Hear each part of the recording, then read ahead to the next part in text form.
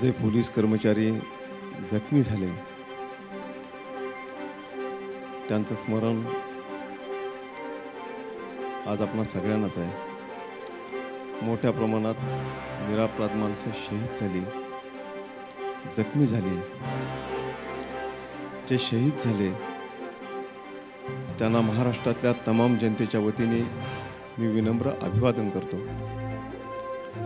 आज IBN लोकमतने शहीदांना मानाचा मुजरा करण्यासाठी आज हा एक स्तुत्य कार्यक्रम आयोजित केला आहे। निखिलजी, देश प्रगती करत असताना देशापलीकडे सीमेपलीकडे असलेला शत्रू देशाला दुबळं करण्याचा नेहमीच प्रयत्न करतोय।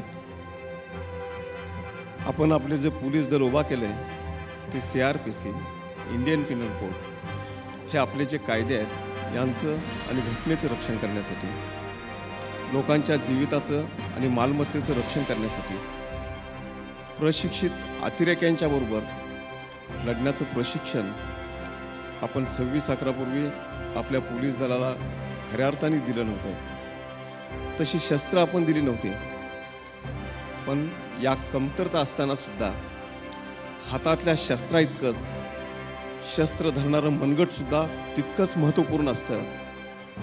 हे शहीद तुकाराम ओंबाळे यांनी कसाबला जिवंत पकडून जगासमोर सिद्ध करून दाखवलं।